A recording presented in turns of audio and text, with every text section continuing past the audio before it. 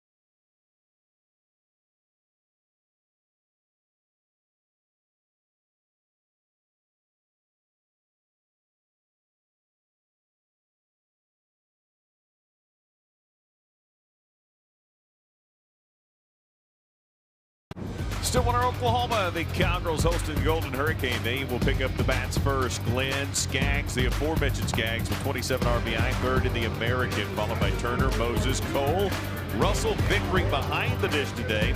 The 8-hole hitter will be Ray, and Garcia will turn the order over for the Golden Hurricane. For the Cowgirls, Coach Strimple said, I think we're going to see Ruby Malin. And guess what? She was absolutely right, was she not? Yeah, Oklahoma State going with their ace here in this midweek matchup with Ruby Malin, and Ruby's done it all. 177 strikeouts this year, 23 wins, among the national leaders in every category.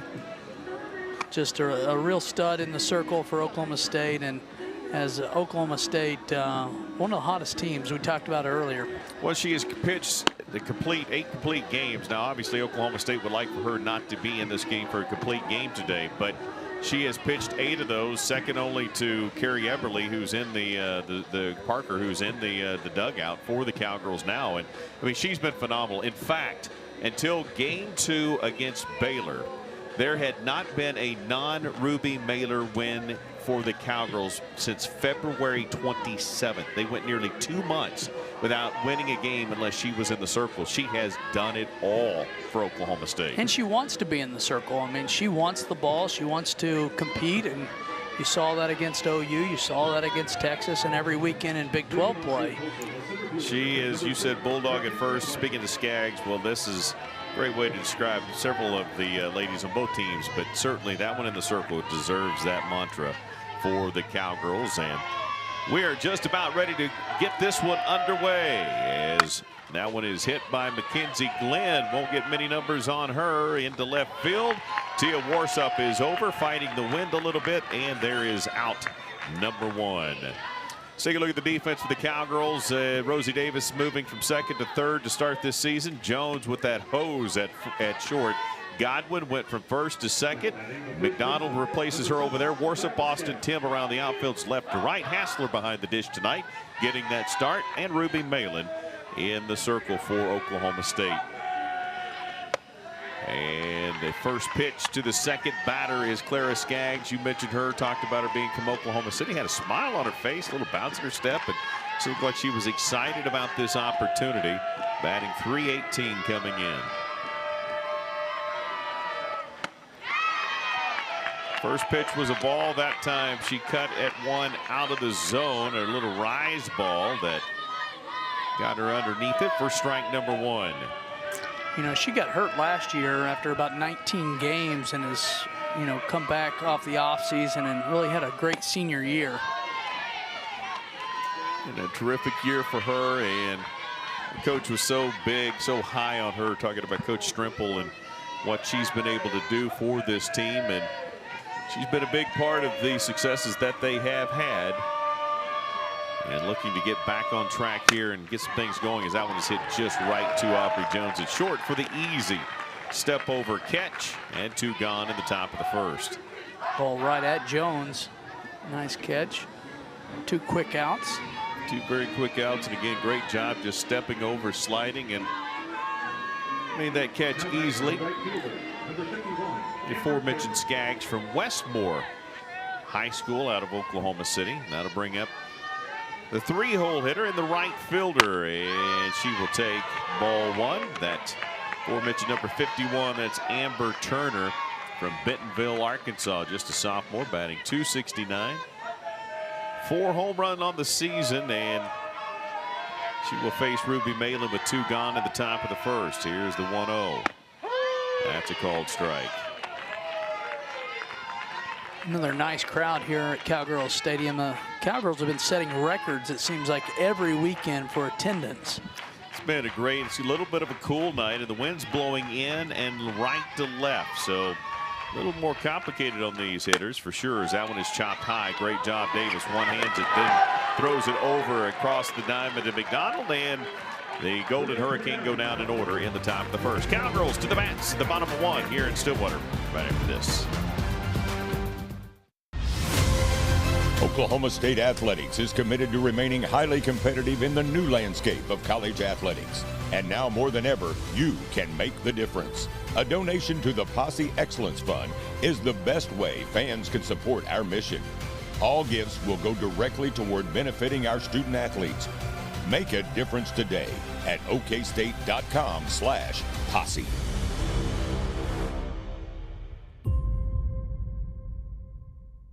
I want. Is the championship parade a company holiday? I want. What's my postseason bonus? I want. I need to take a sick day. Here you go. I want. I'm gonna need to start an expense report. I want. Paycom's command-driven AI. I want. Are girls covered on my dental plan? Our word is our bond. So when we say we're on it, we're on it. Turning big dreams into bigger deeds. Doing the impossible and then doing it again. Because we live by the Cowboy Code. We stand together for what's right and for what's possible. Oklahoma State University. The code calls. Moving to the bottom of the first, here's the way the Cowgirls will start it. The right fielder Claire Tim, followed by Godwin, Davis, McDonald, Amanda Hassler. Last 10 games, 767 slugging percentage, been fantastic. Worship, Hoffman, Jones, and the center fielder J.L. Austin will turn the lineup around for Oklahoma State. And in the circle for Tulsa is Mara Moore, a senior. 139 2/3 innings pitched, 4.21 ERA, 10-15 on the season, and she's got some good stuff. She just probably hasn't had enough run support behind her. Yeah, definitely mid-60s, effective kind of in that 63 to 65 range. Mixes it up. Her big thing is keeping hitters off balance and using her changeup effectively. Yeah, we talked to Coach Strimple about that with all of her pitchers, and she did not start the first time against Tulsa, or against Oklahoma State, rather. Cowgirls didn't start Ruby Maitland either, as we look at Claire Tim from Buena Park, California. Both the teams went to their second pitchers, and both teams ended up having to pitch by committee a little bit, as Ruby Maitland did finish that one out against Tulsa. You know, it's amazing how it's been a month, but these two teams are drastically different over that time period. Yeah, some defensive changes, just, you know, obviously some changes in the circle and emphasis. And of course, here's the other thing, Chris, is that one is fouled off. These kids grow up, right? A freshman becomes a sophomore gets through a slump, becomes a junior, and all of a sudden a junior is a veteran and a senior is ancient, right? I mean, you get to this point in the season and you are just so different than you were just a few months ago. No question, the confidence too. When you look at the numbers in conference play, confidence is high for both of these squads. I mean, the numbers, Tulsa maybe not record-wise getting the results they want, but their numbers are a lot better in conference play. Yeah, they get in the American, and they know they have to win the conference tournament to get to the NCAA tournament. But they're a team that has the tools, can do that. It's a tough conference. I mean, throw in South Florida, Wichita State. What Coach Bredbender's done up there has been really good. And this is a good conference. Probably going to get 2 automatic bids, maybe 3 if somebody were to create an upset in the tournament. Maybe they would get the automatic bid and a couple of at-large still. You know, for Oklahoma State, they're in the hosting conversation right in the middle of trying to get the postseason right here in Stillwater. Claire Tim takes that one high, ball 2. You know, you look at Oklahoma State, it seems like their rankings have been slow reacting to the fact that they beat the #1 team in the country in Oklahoma, took 2 out of 3 from a very good Arizona team. They beat the #4 team in the country in Texas. Then they swept Baylor, but finally they have elevated themselves to that point as Claire Tim takes a big hack and she'll sit down with a strikeout. Let's take a look at this pitch here by just going up in the zone and a little off speed. Let's take a look at the defense for the Golden Hurricane. Cole, Ray, Russell, and Skaggs around the bags. Vickery behind the dish. And in the outfield left to right, you will have Garcia, Glenn, and Turner. And in the circles we've already mentioned is Moore, who starts the ball game with a strikeout. And her second faced batter will be that young lady right there, Carly Godwin. Unselfishly, one of the defensive changes we talked about, went from first to second, has done a terrific job there, has great power, 6 home runs, 22 RBI, batting .314 on the season, and takes ball 2. You know, Godwin hitting .333 over the last 14 games during this hot stretch. Been phenomenal. You know, Chris, you talk about moving from short to third. Probably not a huge deal. It's a little, you know, the throws may be a little bit different. Maybe you're working a hot corner. There are some nuances that are different. When you go from second to short, it's still up the middle. You're playing from the other side, but going from first to second, that's a pretty big ask. A big adjustment, especially you know, just covering first on the bunt and covering the throw down. And that hit the knob of her bat, and that'll be a strike. Initially, it looked like it hit her, but I think it hit the knob and then hit Carly Godwin. So the count will even at 2-2. I think it's a credit to the athlete that Godwin is to be able to make that adjustment. Well, and that's the other thing. These kids come here, and you may think of them as a position player, but when she was playing, I don't know exactly this for sure as a high school kid, but she probably played some shortstop. She probably played some third. These kids come in as athletes, and they can move, but that is so different for most players to play 2 years at first and then move to second. It's just not a normal rotation, but she's done a fantastic job in that role as her count goes full at 3-2. And that was done so that they could get the bat of Lexi McDonald, and she's been on a tear, and they needed to get her in the lineup, as there's a good AB by Godwin. Very patient, draws the walk. It's a great walk. Get a runner on for Oklahoma State. Try to put a little pressure on early. I mean, you got one out, but it all starts with a base runner. Tell you what, the last time these two teams met, Rosie Davis was phenomenal. She was 3 of 4 with 3 RBI. And she gets her first AB today. 10 home runs on the season, as that one is high and out of the zone. Here's a good look at Rosie Davis. Again, another one of those kids that moved across the diamond from second to third, and has made that adjustment. We were just talking about how smooth she was to finish the top half of the first with the play she made defensively, as that pitch misses. Another off speed, 2-0. Davis in that first game against Tulsa had a double and an home run. It was 3 RBIs, 3 runs scored, so big day for her. But so smooth at third. She's had that clutch at bat since the day she arrived in Stillwater. She takes that called strike, 2-1. Moore looking confident, encouraging her defense. We got this. That one is hit, flared to second. Faith able to get there, try to double at Godwin, but she is back, as that'll be out number 2. This time of day, that's actually probably a tough play with the sun. Faith did a nice job there to secure the out. Just thinking about the shadows right now, the way that sun's coming in from the third base side. If you're on the right side, you are staring right in that sun. Again, it's cool, it's windy, very bright today. And the aforementioned Lexi McDonald. As you see the shadows working across, the batter's definitely in the shade. And this young lady from Silo, Oklahoma, she has been hot as of late. 410 over the last 14 games.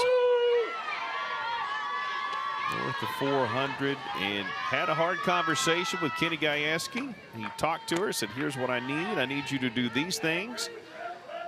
I need opportunity to show up. They met. It worked out. The effort was there. The production was there. And next thing you know, Lexi McDonald is starting at first for Oklahoma State. Ahead in the count here, 2-1. That's one thing Kenny has proven his whole time, is if you can be productive at the plate, he'll find a spot for you in the lineup. He will find a spot for you and get you on that field. That one is hit right down the third base side. The throw over to first is to Skaggs. Cole made the throw, and that's out number 3. So Cowgirls will string at 1, and we've got a 0-0 score. Going to the top of 2 here in Stillwater. Back right after we do this.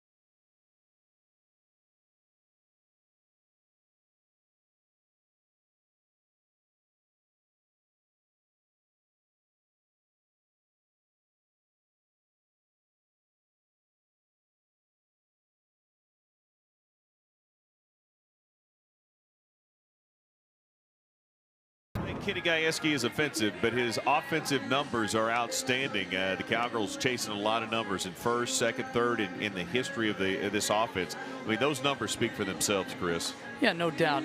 Taking good cuts at the plate and getting it done. A lot of confidence and really turning into a historical season for the Cowgirls. 6.43 runs per game, #1 RBIs per game, doubles way up there, hits per game even in the 5th category. I mean, it's been tremendous. You know, this team actually have made a change with their bats.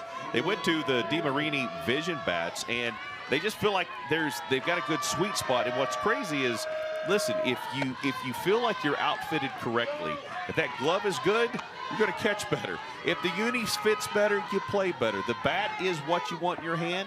That's what they went with, and it's worked out for them. So you got to have the right instruments. That's all about having the best equipment, and obviously Oklahoma State's made that investment, and it's paying out. It's paying off for them. Has indeed, as Dea Moses fouls that one off of her foot for the count, even now 1-1, batting 264 on the season. Moses, the designated player today. Tulsa looking for their first base runner of the day. That one's fouled and tipped off of the glove of Hassler. Again, Hassler getting the start today. Audrey Schneidmiller has been getting a lot of consecutive starts and has played so well. Very good defensively. Hassler's been so good offensively, but she's been in the designated player role and getting the chance to catch Ruby here. And that inside pitch looked like Moses was trying to maybe let that inside knee catch that one on the way by. But the count will leave it at 2-2. Moses does have power. She has 8 home runs this year and 7 doubles. Takes ball 3, and the count will run full to Moses.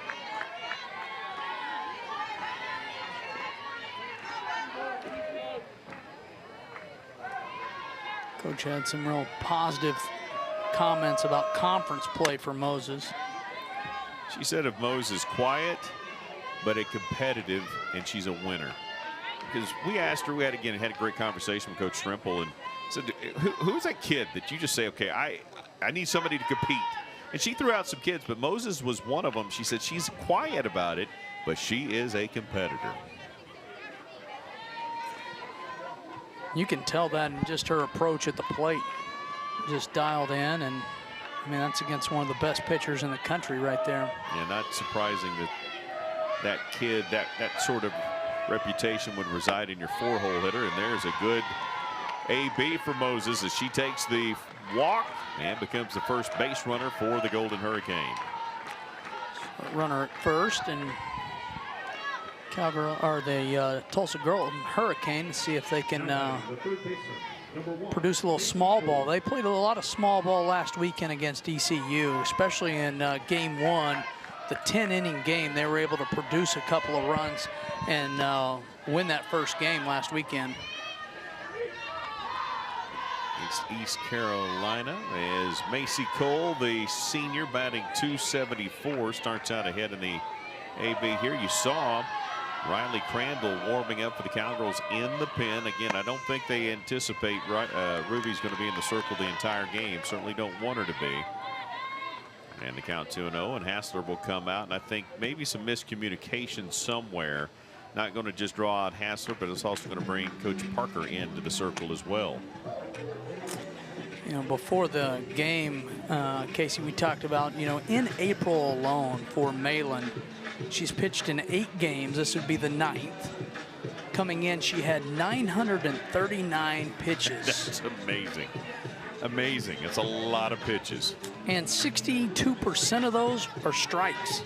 Amazing. You know, we were doing the math. Only about 5% of the time she allowed a hit. So, I mean, she has been such an incredible. You know, we've seen that before, right? We've seen it with Carrie Everly. We saw it with Samantha Schau, but this young lady is definitely the spotlight is intense on her, and as you said, she's okay with it. She wants that. She wants the ball. Let me go. I'm good. Let's go. In those big moments and her emotion and her reaction, this team follows her. When she's in the circle, they just play with a different level of confidence. The 2-1 to Cole, called strike 2 and 2.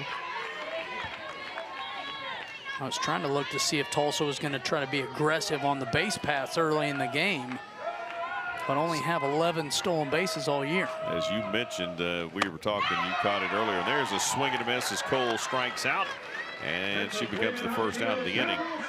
Great job there by Ruby Balin for her first strikeout of the ball game. That pitch right over the plate, just a little underneath it. Couldn't catch up.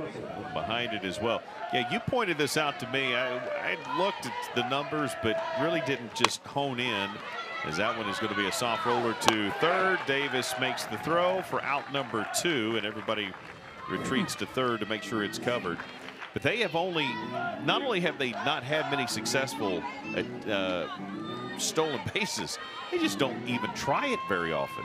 Yeah, 14 attempts all season, 11 stolen bases. In comparison to Oklahoma State, 66 stolen bases this year. Out of 78 attempts. So much different philosophy, and maybe speed is a factor in that regard, as Emma Vickery, the catcher, will try to do something with the opportunity as Moses goes to second and is in scoring position, the first base runner for either team.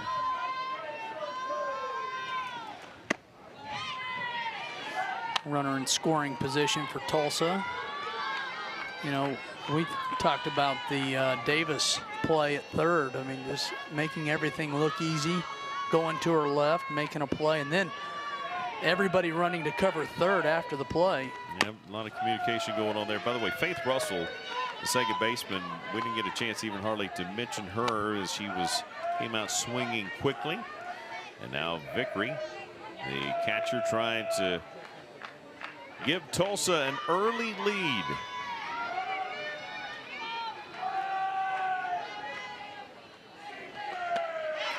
And she will be unable to do so, as that's the second strikeout of the inning. And the Cowgirls give up a runner off of the walk, but no score. We go to the bottom of 2 as we continue. This is Big 12 softball on ESPN. At OG&E, good is never good enough, even when it's really good, like 99.96% grid uptime. We're adding technology that prevents outages before they happen. That's better. We've made nearly 75,000 homes more energy efficient, and we're adding more every day. We've worked with your cities and towns to create 17,000 jobs near you, while adding even more reliable power to support everything you do. At OG&E, we energize life. Brahms is bringing the heat. Introducing Brahms' new spicy chicken sandwiches. Flavor this good just can't be beat. Brahms' crispy, tender, spicy chicken delivers just enough kick to ramp up our original recipe.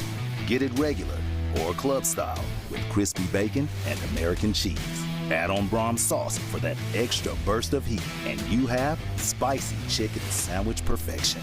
Because nothing is better than Brahms. Goes Calvis, throw it. Bring in a run. We got a double. Big conference. You call it the third. Great defensive. Shockey in the second. Making 12 up. Base runner.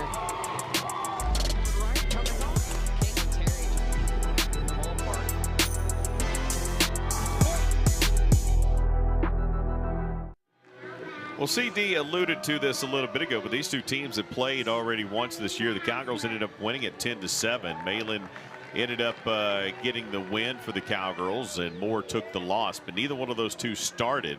Cowgirls got runs from Godwin, home runs, a couple of them from her. Davis, Hassler, McKenzie got one from Tulsa. Listen, this was not an easy game, and that's what you get every time these two teams come together. It seems like, anyway. Yeah, it's definitely a battle. Oklahoma State had to rally from behind, and Tulsa jumped out ahead, scoring 2 in the second and 3 in the third to take that early lead. And, you know, they come and they compete in this. There's a lot of Oklahoma gals on this Tulsa team that, you know, probably had thoughts of playing at Oklahoma State, Tulsa. I mean, This is a big matchup. Undoubtedly it is, as you saw Amanda Hassler take one on the left side, got hit, and she will go to first. So Cowgirls will start again with a base runner. That'll bring up Tia Warsup, the designated player today. Excuse me, she's the left fielder. Hassler at first. 11th time this year she's been hit by a pitch. Looking for that number, I'm not going to lie, and it was not showing up for me over here. But yeah, so it's one of those things that I knew Hassler has had several, and not afraid to stay there and to wear it if she needs to. A bigger thing, it extends her on-base streak to 20 games now. Obviously, she has been, again, in a designated player role, has done a great job. That one has popped up, and the backhand fighting the sun. Cole able to get there, and then gloved it for out number 1. Makes the play and immediately checks the runner. Make sure Hassler doesn't head to second. She called that ball and was tracking it all the way. So the Cowgirls now bring up the designated player, and this young lady that had a home run against Texas, which really gave the Cowgirls a lot of insurance. Just a youngster, came off of a injury. She's a pitcher as well.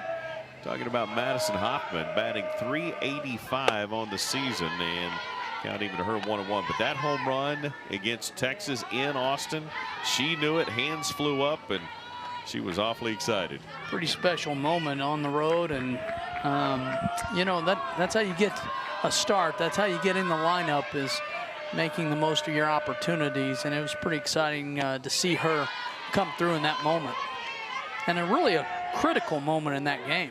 Well, yeah, again, 3 runs is never enough against a team like Texas. You know they have offensive power everywhere, even with Ruby in the circle, and every run helps, and that changed that last inning for sure, as Hoffman takes the strike there. 2-2 the count to her. Watching that game, it was pretty amazing to see the dugout and how they responded to the Hoffman home run. It was outstanding, there's no doubt about it, as Hoffman from Lee Summit, Blue Springs South High School, 2-2. And that one a little up and away. 3-2 count goes full. We're talking about Moore. She's fallen behind a time or two here early in this one. Got to be careful. That's not a good way to make a living against this very offensive-minded team in Oklahoma State, which we were talking about earlier. No, you can get in trouble real quick when you're not hitting your spots against the Cowgirls.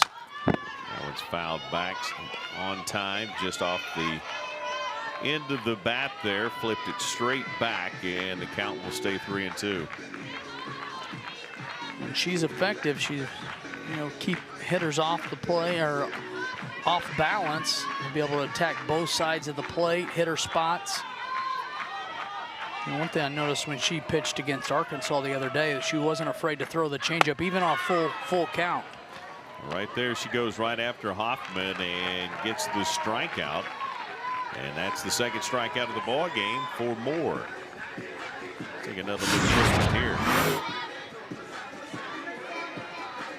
Just a good fastball right down the meat of the plate. The Cowgirls advance the runner, so the Cowgirls now have Hassler at second.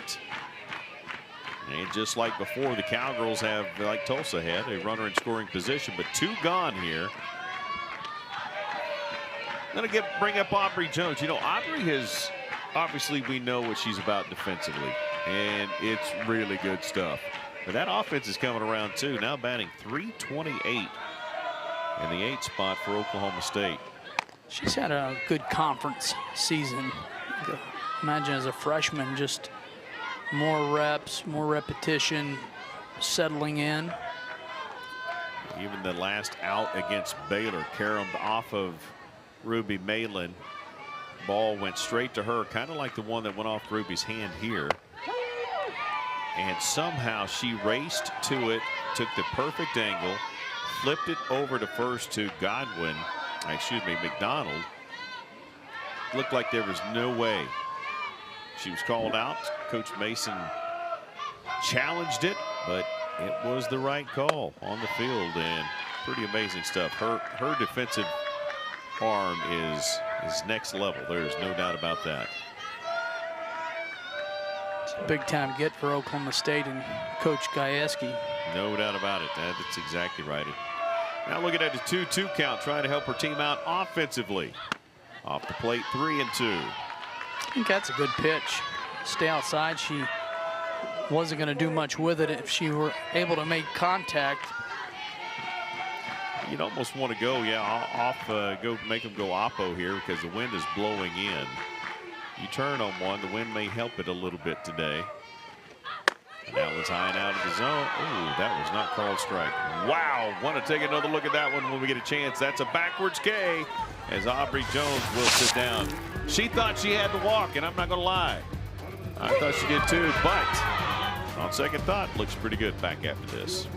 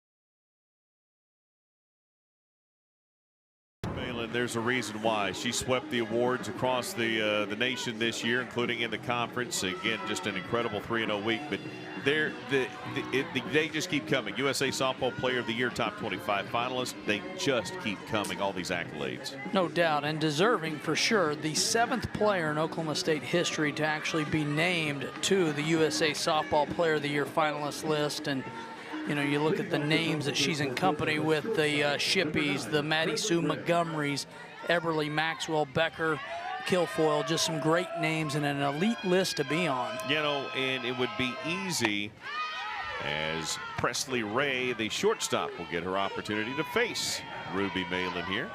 It would be easy as you see her hometown. She's from Moore, Oklahoma, just a freshman, batting .190 on the season. Ruby understands what her role is. She understands the magnitude of her game and how necessary it is for the success. You just don't get that when you're around her. She is such a sweet kid. She does not, she's not worried about all that. She's worried about team success and how far can we take this thing. And if that means I've got to go way above and beyond, that's when you know you've got a special star. When you are as heralded, dependent upon, and still as humble as that young lady right there is. Well, what an example for everybody on your team to look at and to look up to. That one is flared out of play. No, that's a great point. That's exactly what it is. And Riley Crandall is one of her best friends on this team. And I love the fact that she said to me the other day, we are, you know, it's hard on our relationship because I want her to be so successful. And when she struggles, it's hard for her. It's hard for me. And guess what? We just keep working through it, and we just keep being great friends. And we're gonna figure it out. And the Cowgirls certainly feel like they figured some things out from this last weekend. They're going to need another pitcher. That's the thing, and we all know it. And when you look at this Tulsa team, they've got some pitching depth. They've got a little more balance. Oklahoma State still trying to find that balance as the count goes full to Ray. No question. I think like with Presley Downing, just watching Malin and saying, you know, that is the perfect sponge to soak it up and look at it and learn from. And there's the second walk issued by Ruby today.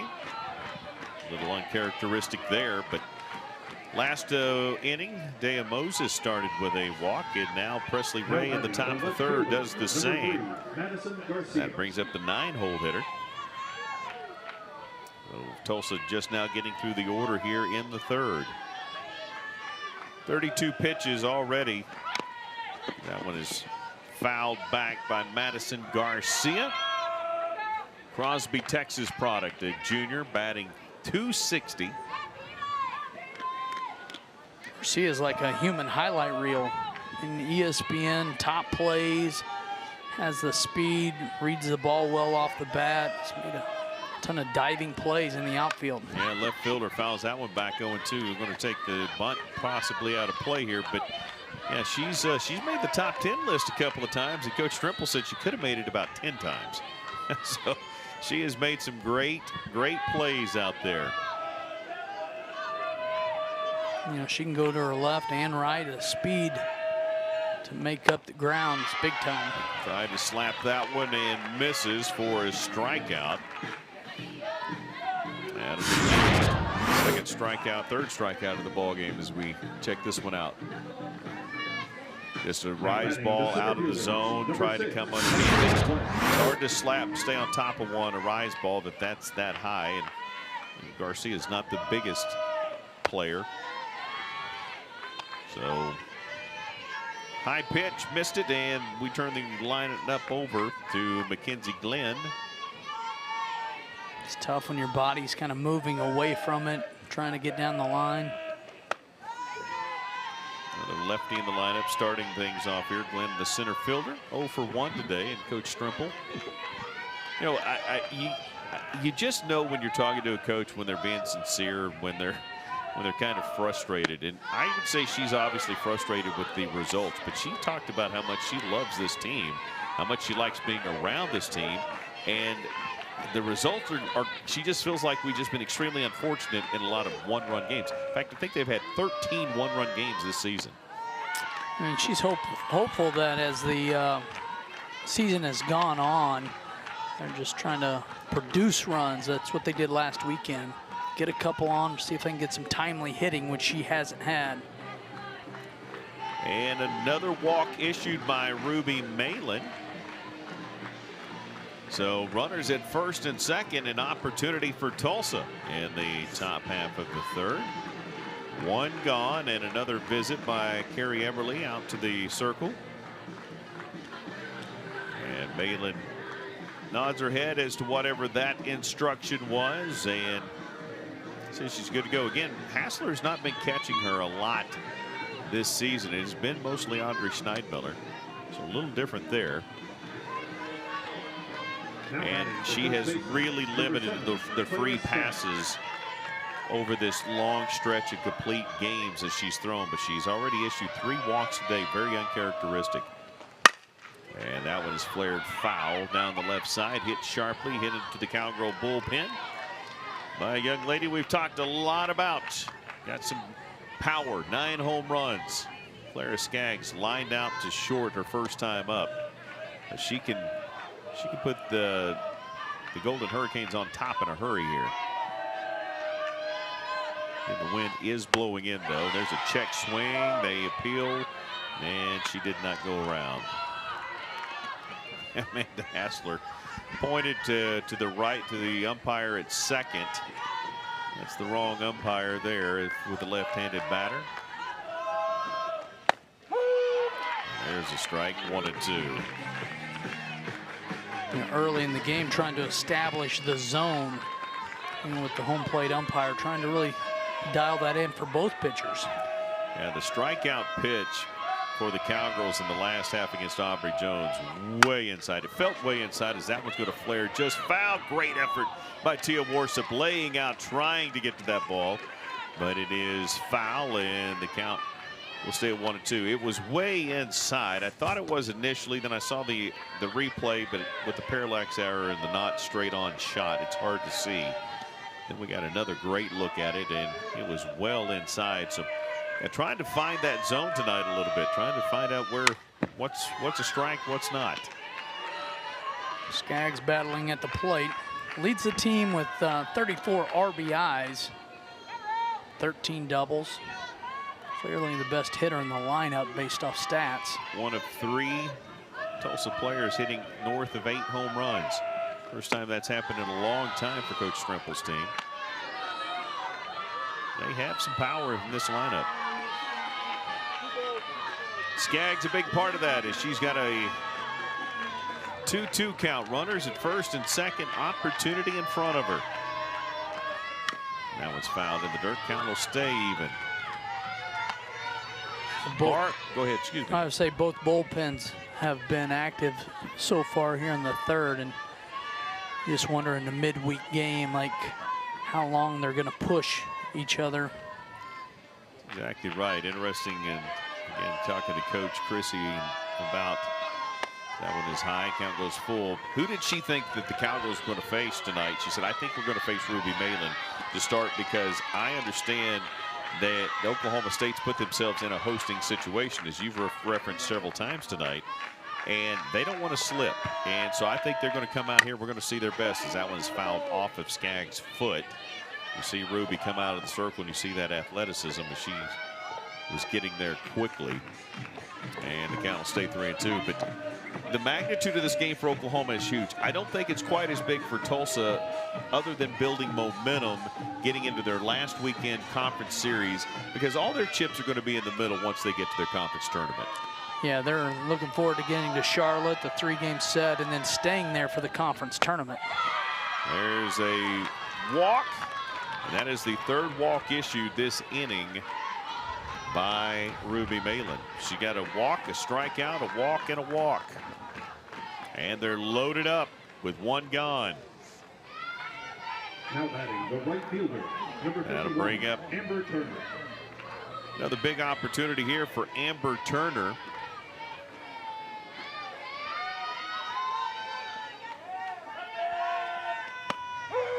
There's a strike, and you know Ruby's going to come right after her right here, as she's got 22 RBI on the season.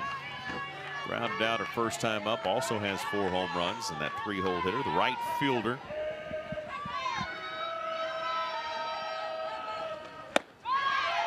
And Ruby definitely on the offensive side now here, attacking from the circle, and gets ahead here 0-2. Got to be careful here again. Hassler's a good defensive catcher too, but she's not been catching in a while, so don't want anything to get by her here. Give up a cheap run. Turner just a sophomore, but a big moment for her here.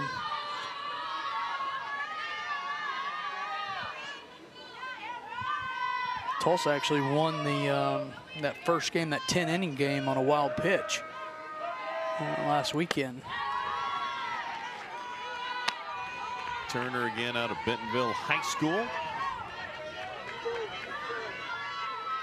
And gets the count 2-2. So fell behind 0-2. And now the count even. That one is hit up the middle. And there's the hose of Jones. Hassler tries to get the double play. It's just a little late, but that's a great job by Jones to get the runner. And that'll be a fielder's choice for Turner. The infield was pulled in, and really a great play by Jones.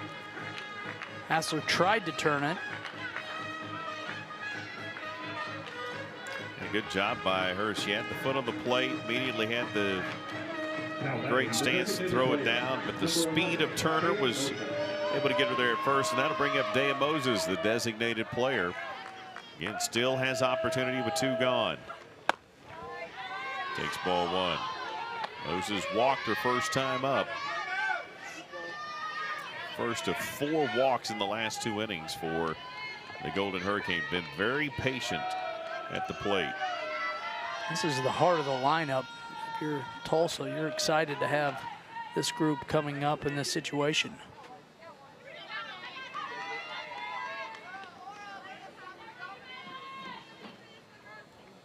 The pitch clock had gone to 0. Ruby called for a timeout, and the umpires now, I'm not sure what they're if they granted that timeout or if this is going to be another ball. And I guess did grant the timeout, and so the count stays at 1-0. The clock starts again. Hit sharply, gloved nicely by Ruby. A little flip over to first and out of trouble. After issuing 3 walks, the Cowgirls get a fielder's choice and a ground out. It's still 0-0, headed to the bottom of the third.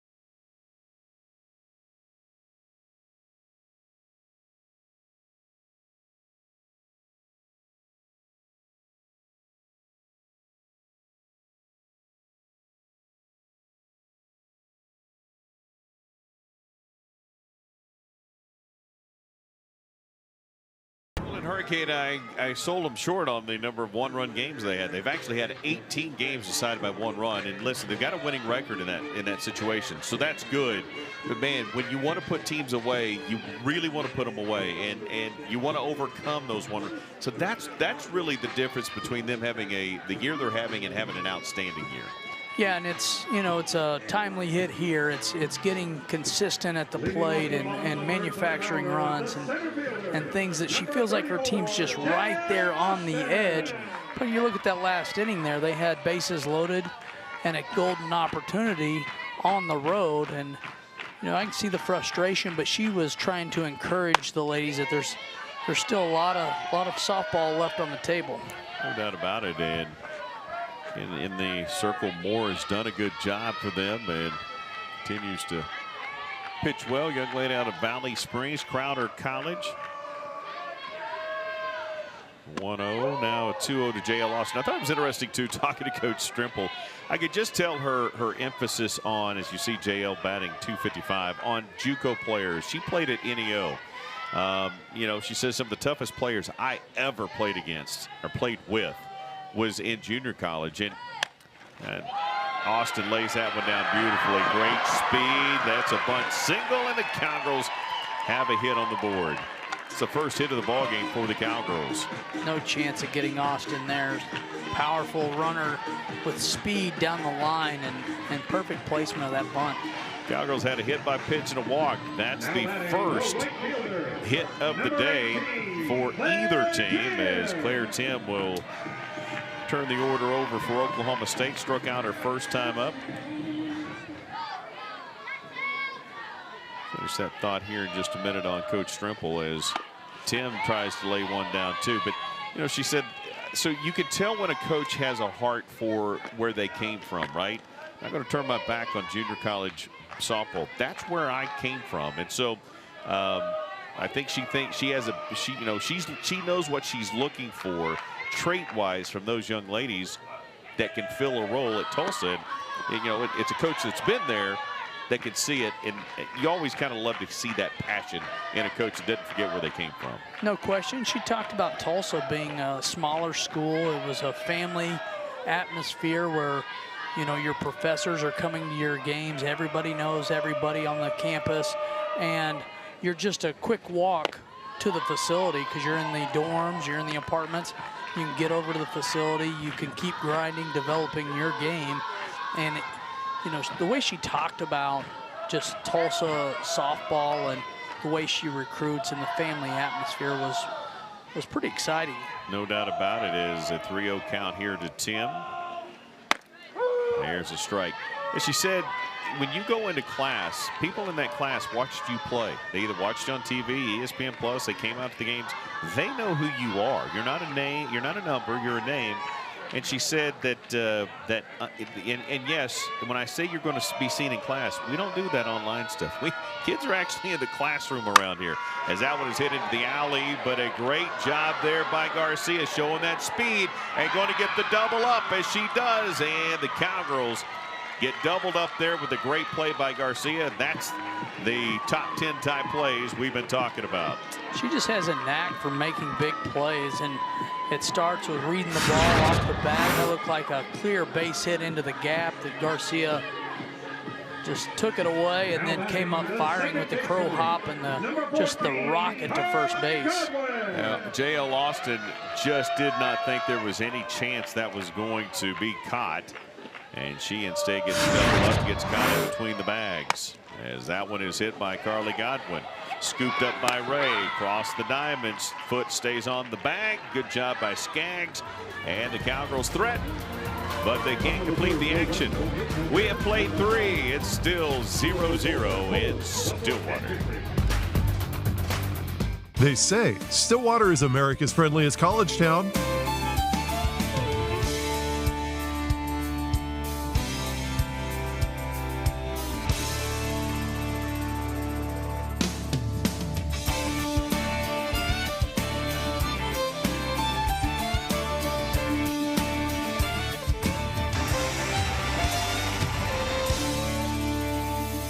Find out why Stillwater is America's friendliest college town.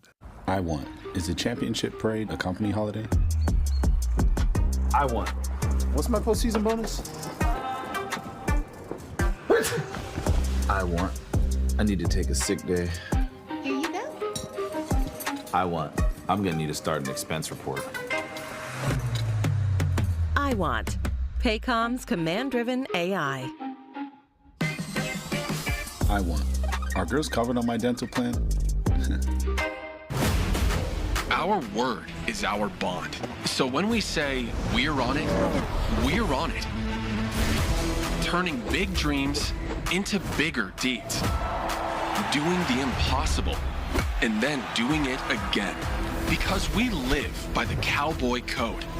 We stand together for what's right and for what's possible.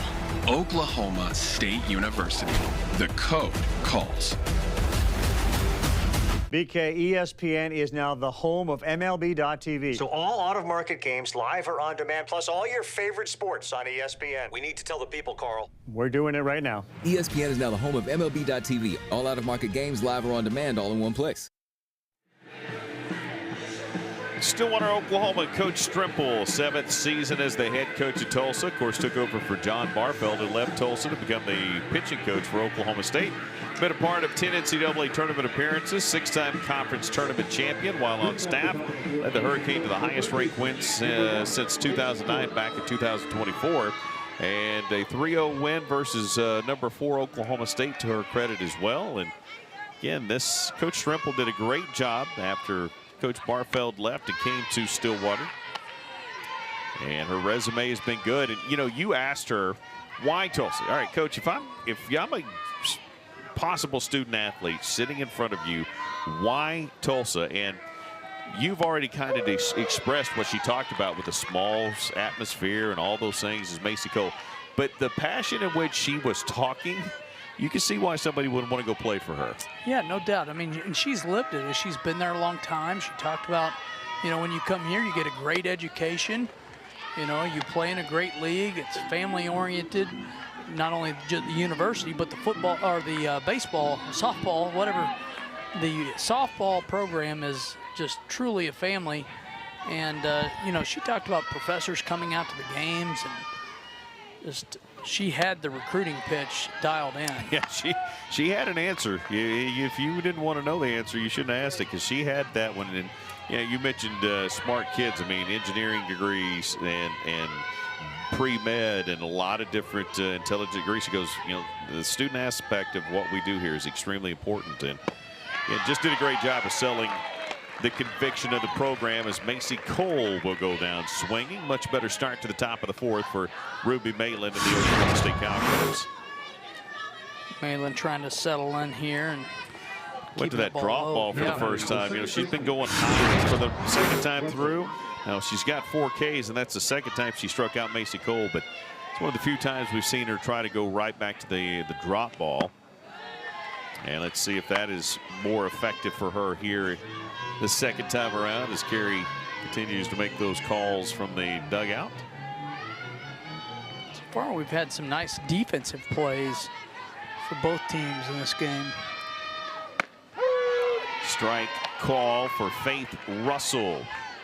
Rounded out her first time up, batting .287 on the season. Second baseman. Coach talked about her play at second base and what a big position playing second is, and people kind of take that for granted. I said she plays very light on her feet and needs to even be lighter, but that's, she said, you know, you could tell she almost felt like second was more important than short to some degree, as that one is hit. Speaking of short, second time we've seen a line drive hit to Aubrey Jones, and the second catch and put out for her on the bags for Oklahoma State. Nice job of reading and timing up that line drive. Knock on wood, but this has been a very clean ball game. You mentioned the defensive efforts. Every time somebody gets a runner on, terrific plays. Cowgirls did walk the bases loaded in the last inning, but got out of that with some terrific pitching and defense. Tulsa doubled the Cowgirls up on the next inning, and it's been a very clean game so far for these two teams as Vickery steps in. Struck out last time. She talked about Vickery with the just the receiving side of the game behind the plate. She thought the pitchers with the full staff really gained confidence with Vickery behind the plate.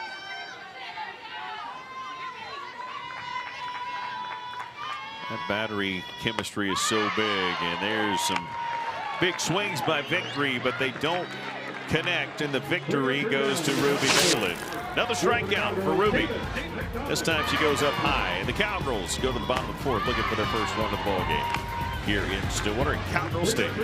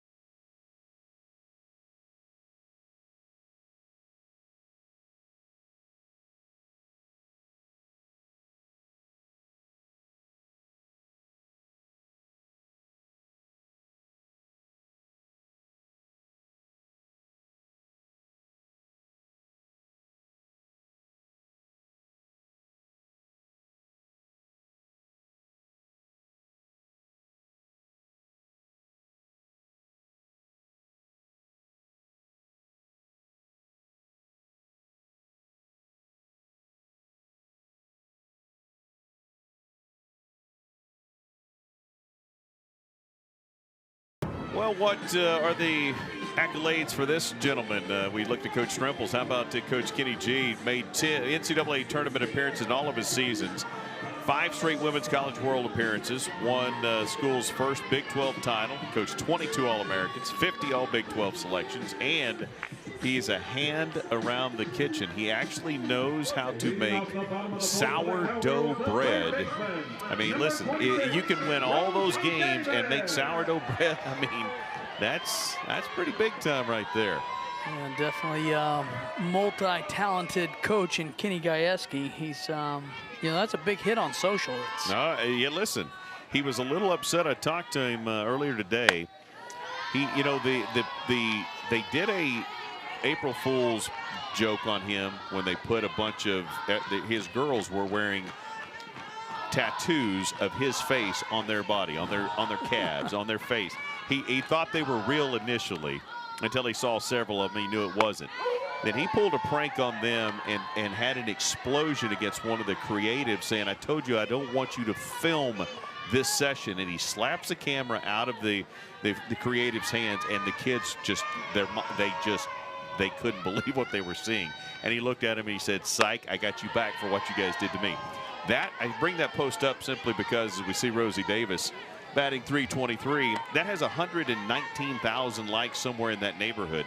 He's disappointed that the sourdough bread has only reached 19. He feels like it's not getting the traction it really deserves. I think that video is just kind of on deck for, I don't know, the next stage. It was like the Pioneer Woman and Kenny Gajewski meet up in Stillwater for the next special. Oh, listen, man, there are a lot of places I could go with a lot of that conversation, but Tyler told me I better behave, so I'm going to behave as Davis takes that one for a strike. The count goes to 3-2. You know, but when you tell those types of stories, this team loves each other. This team plays for each other. This team has the jokes. They have fun. They play the game the right way, too. They have very difficult conversations as Davis takes that walk. And the Cowgirls have a runner aboard again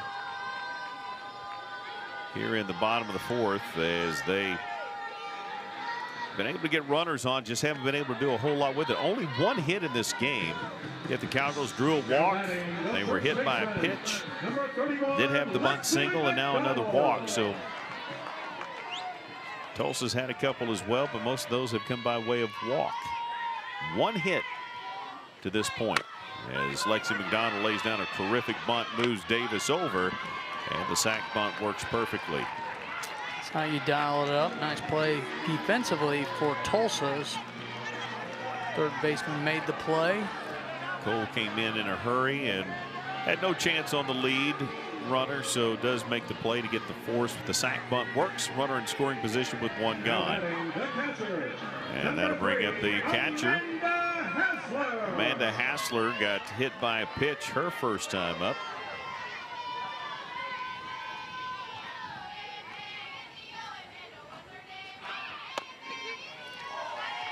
You know, for Hassler, she's reached base in 20 consecutive games, but let's not forget the stolen base. 6 stolen bases this year. Very capable in that regard. By the way, you have to give credit where credit's due. You know, you talked about the culture of this team, and you know, if you're going to start with bread, you got to start with culture and an active yeast. Katie Norris is the one that loaned him the starter to get him going.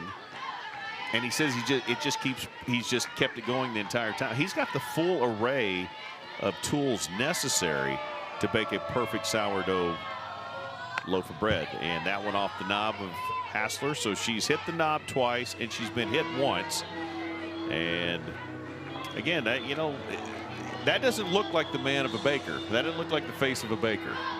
But he's got his game face on, whether it's Cowgirls Stadium or the kitchen. I mean, he's ready. I'm just wondering when you're going to get the starter ease to start. Don't think I haven't thought about it. Another one off the knob. Maybe working on a record of, and that time it got her left hand, and she's trying to walk that one off a little bit. And Kenny G will come over and check on Amanda Hassler.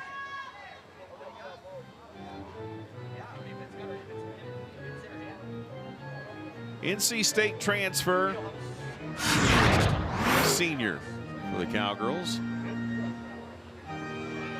Ooh, got the knuckles on that left hand. Kenny having a nice conversation with the home plate umpire Terry Holt.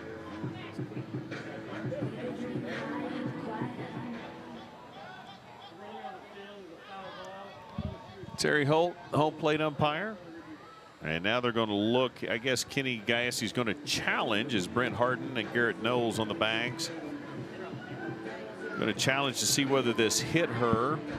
And help me out with if it hits the hand. I don't think we've got a case here. If you're Oklahoma State, if you're Tulsa, you're like, that's the right call. Yeah, I mean, it looked like she kind of was pulling back and hit off her hand versus swing and part of the bat. Let's see if we can take another look at this and maybe get an idea of, and it looks, I don't think it comes and hits her forearm. I think that hits her hand, which is not going to result in a hit by pitch. So we'll see if there's something maybe we're missing there. You know, we've talked about that. We talk about rule changes all the time, and there's obviously a lot of things that happen. Kenny Gayasse is the president of the National Softball Coaches Association. In rule changes, and there's a lot of reasons why they have rule changes. One thing we need is a little more communication from the umpires as to what these stoppages are, because while they're important and they certainly have a big part of the game, sometimes the fans just have no idea what's going on. Yeah, the direct line, especially to the fans, to the press box, to the TV, radio. There's a ton of people that are engaged in this to get an answer, and they're in there watching 1 million views right now of the play. Right. And I saw Jesse Martin, the sport rep for Cowgirl softball, heading towards the box over there, but they're in there analyzing every angle. There's multiple cameras throughout this entire stadium, a ton of angles we don't even have access to. Absolutely. So you have look at one here. Maybe did it get the elbow first? Maybe got the backhand. Again, we'll have to, hopefully we'll have some explanation. By the way, this is an opportunity for me to say something that that rarely happens. Bobby Blackburn is producing the radio games tonight being called for the Oklahoma State Cowgirl and Cowboy Network. Tyler Blackburn is producing the television side. I don't know we've ever had two Blackburns producing at the same time, and it's a proud day for the family. No question. It's we're going to make a plaque and make sure it hangs up next to the sourdough machine. Let's see if this is a sour opinion or not. Field stands, foul ball. That's Oklahoma State's first challenge. Yeah, I think that's the right call. I'm not sure what Oklahoma State, if Amanda Hassler had felt like it hit her higher up on her wrist initially, but I think that's the right call right there. And so the count will stay 2-2, and we will play on. We had the privilege of just kind of overhearing Kenny talking with Holt behind the plate, but it's interesting in the game of softball now how people are using the challenges. Are they extending the time? They're always checking runners left early. They're using this to extend the time for pitchers to break up a rally, whatever the case may be. That's been across the board in college softball. Well, yeah, and there's been a few Hail Marys thrown as well, just trying to see if you can catch something. As that one is hit into center field, it's going to carry. Glenn gets there, and Davis will have to go back, and there's out number 2 in the inning. As we get back, game situation set you back up. The Cowgirls do have a runner in scoring position. That's Rosie Davis, who drew the walk. Lexi McDonald laid down a sac bunt. Now Hassler with the fly out to center field. That'll bring up the left fielder, Tia Warsop, who will try to put the first run on the board for either team. And that one's got a chance. Nope, going to drift just foul. It had a chance and then spun late. Wind blowing that way certainly helped that one carry foul, but that's good cut by Tia Warsop. Yeah, good contact. Ball down in that corner. Definitely has a chance to score Davis, but it'd be probably going to end up trading spots with her at second. The other thing is, too, though, if you don't hit the line, Garcia's going to get there. I mean, Garcia's already showed how much speed she has in left field. So if you don't get close to that line, you try to go opposite the way Warsop did, Garcia is going to be there. We've seen that speed on display already once here tonight. Almost as if she thinks, yeah, no, I think the left field wall's talking to her right now. Little smile on Garcia's face. The social, very communicative to the left fielders of the opponents.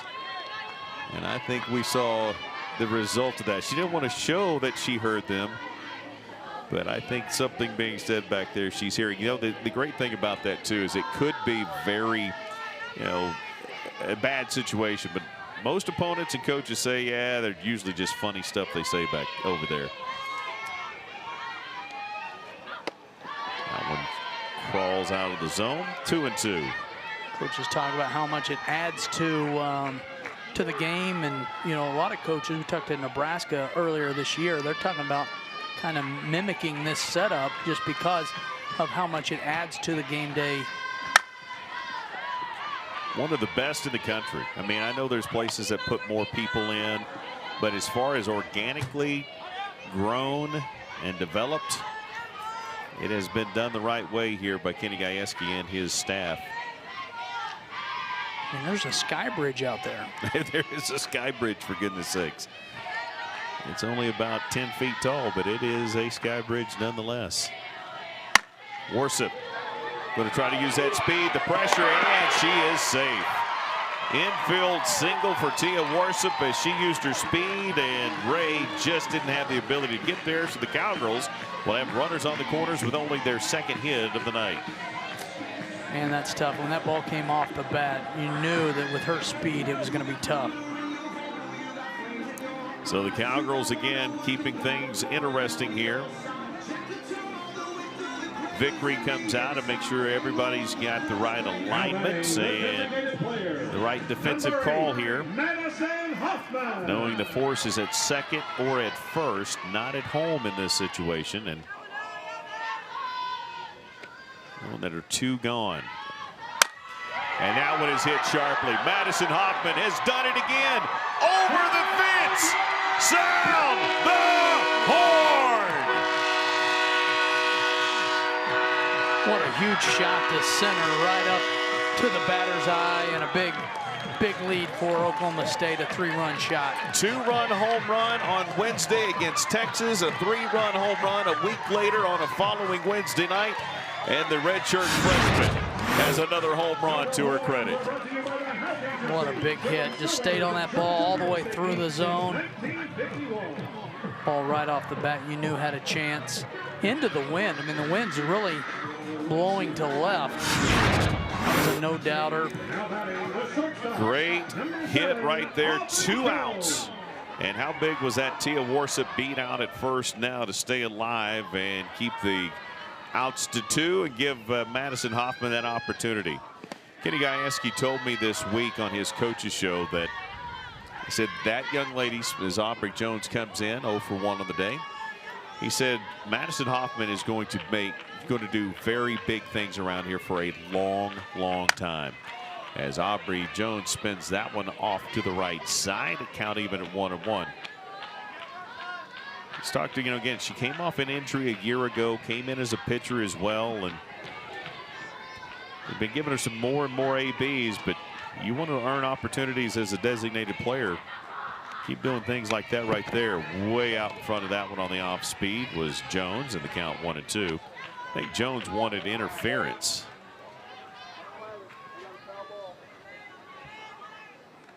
I think Aubrey Jones thought that the catcher Vickery was in her way.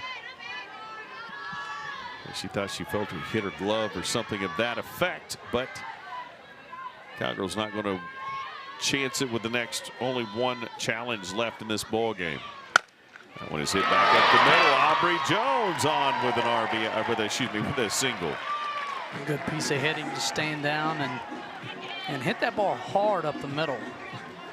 Again, you have that little bit of a disruption, think you had interference, then you stay with it, and she pounds it right back up the middle for a single.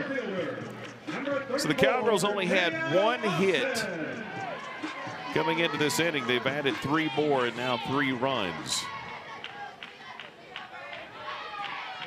2 of those hits coming with 2 outs, the big one being the home run by Madison Hoffman.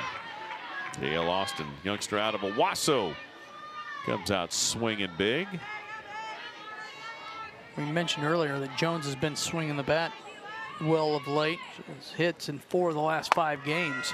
A steal opportunity, and going to be caught stealing is Aubrey Jones, as she was trying to make it happen right there, but Aubrey Jones, first time she's not been successful. Now 5 of 6 attempts. But the home run, Hoffman, 3-run shot. Sound of the horn for the Cowgirls. At OG&E, good is never good enough.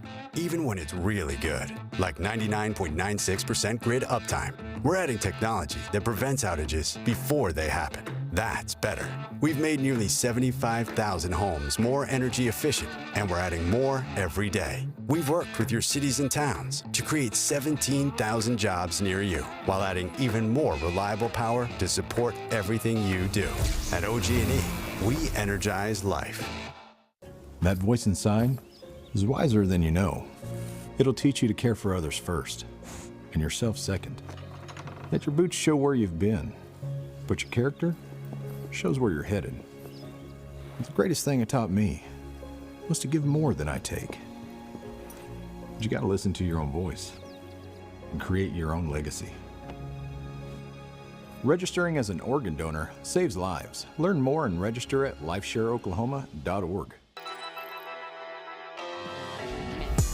Goes Calvis, throw it. Bringing a run. We got a double.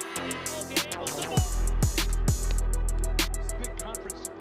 You call it third. Great defensive. Shockey in the second. Making 12 up. Base runner.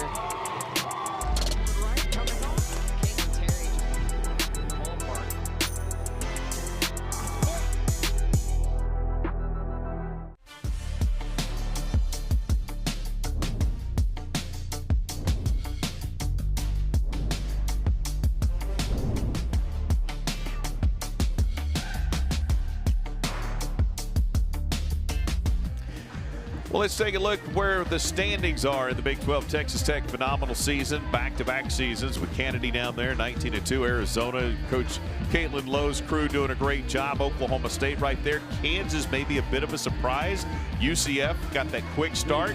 Baylor, Utah, then on down the line. And, you know, an important weekend. And there's some big games coming up for a lot of these teams. Yeah, right here in Stillwater, Oklahoma State hosts Kansas. You know, a couple series start tomorrow with Baylor at Texas Tech and Arizona State at BYU. So still a lot of softball left to play. It'll be 3 big games here in Stillwater. No doubt about it. Senior day coming up for the Cowgirls. As Presley Ray steps in. First at bat had a walk. The shortstop. 1-1 now the count to her. Cool touch, Glenn Mason's team in Baylor. Cowgirls were playing down there last weekend. It was their senior day. Cowgirls do the same thing for their opponents. It's something they've done for a long time. I don't know who's replicated who, but where it started. But a nice touch. Baylor gave orange roses to the seniors of Oklahoma State and honored them as well during their senior day ceremonies. Oklahoma State will do the same thing with Kansas coming up. And I don't know, just something. Obviously, these teams go head-to-head. They battle, they battle, they battle, but you like it when there's that kind of sportsmanship as Presley Ray comes up swinging and a strikeout. For Malin in the circle, that's 3 of her last 4 outs have been strikeouts. And she's had a very interesting last couple of innings. Walk, strikeout, ground out, strikeout, walk, walk. Then another walk, another strikeout, strikeout, strikeout, and a strikeout. So they're starting to mount up, but there was a lot of walks sprinkled in the middle of those. Tulsa unable to capitalize, but Garcia will try to change that for the Hurricane.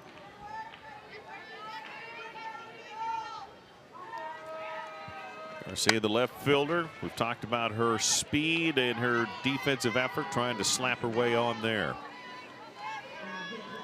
Struck out, batting .257. Nobody on the bags. And behind here, 0-2 with 1 gone.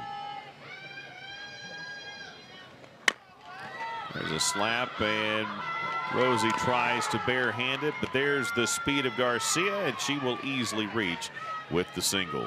Yeah, that was no doubt with speed of Garcia. I was looking this week about some national rankings and pulled up the pitching stats overall season for Malin. First nationally in innings pitched, third in the country in strikeouts, and first in wins. That's in Big 12 play, but that's pretty remarkable. Yeah, no, I mean, it just tells you, again, keeping in mind who's down in Lubbock, Texas, right?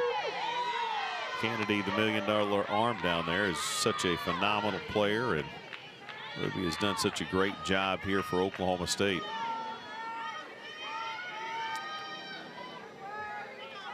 Glenn, the center fielder, falls behind 0-2. Garcia was 0-2 as well. Kind of a slap bunt, or kind of a slap bunt for Garcia, more than a slap. To lay that ball down perfectly.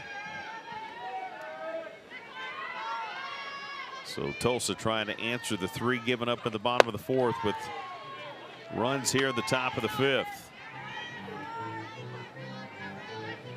I mentioned John Barfield.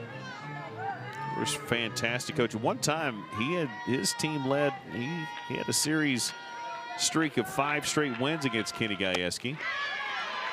And there's another strikeout. Kenzie Glenn swinging away at that one. Tough pitch to handle, just high. Hard to keep that head down on it. She went straight through it. So another one here for Ruby Malin. That strikeout number 7 of the day. And she'll face Clara Skaggs here, the first baseman. John Barfield came from Tulsa. Then became the pitching coach at Oklahoma State. Had a fantastic run here. Now back in the league after stepping away for a year. Truly a great pitching coach. And Tulsa was always extremely good pitching-wise when he was over there. He's had an impact on both of these programs as Clara Skaggs behind 0-2.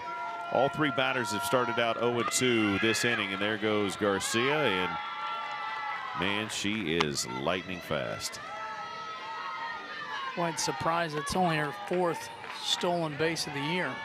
You know, and just immediately you go back to the speed, and you go back to those numbers, and you go, how on earth is that possible? But when you look at Garcia, she has 27 hits on the season, so she has been on the bags. You would have thought she would have had 20 attempts on her own. But I mean, I guess we're going to check and see if she left early. Is that what the review is going to be here? I believe it is. So Clara Skaggs is at the plate behind in the count 1-2 as Garcia is at second after the steal. She is only 4 for 4 on the season. Let's see if she left early here. It's pretty close. I don't see enough to overturn. Yeah, you're going to have to go frame by frame because it looked like it was right simultaneous. So other than breaking this thing down extremely, as I said, frame by frame, I don't think you're going to. And Garcia's looking at the board. We got a great board here at Oklahoma State. And yeah, I think that back foot is still on the bag as it leaves Ruby's hands. This will be the 2nd challenge for Oklahoma State. So they will have no more if this doesn't. And here's the frame by frame we were just talking about. The gone foot is still on the bag. So nope, ball's left the hand. I think Cowgirls going to lose their 2nd challenge and will be left without any. It was interesting too. How do you assign that? Who as we get the ruling? After review, the call on the field is confirmed. That is Oklahoma State's 2nd and final challenge. You know, who do you have in the dugout? What mechanism do you have to put that in motion? And you know, that's something that coaching staffs have had to learn to do. Hey, if there's a runner at first, that is your job. And you know, electronics are now allowed differently than they were, so just a little different than it used to be. No doubt, and you know, there's also a million coaches now as well, so everybody's got a special role. We talk about how technology has jumped in the game, and you know, Kenny Gajewski really talked about technology as far as the watches, whatever, but the hitting machines. You know, you can dial up any pitcher. Hitting the pitching machine will actually simulate whatever that guy's going to throw at you, so you can get extra time in the cage. No doubt about it. And another strikeout. So Ruby ends up striking out the side with a single interrupted in the middle of that from Garcia. But the Golden Hurricane leave a runner in scoring position. Cowgirls take a 3-0 lead to the bottom half of the fifth. We're back right after this.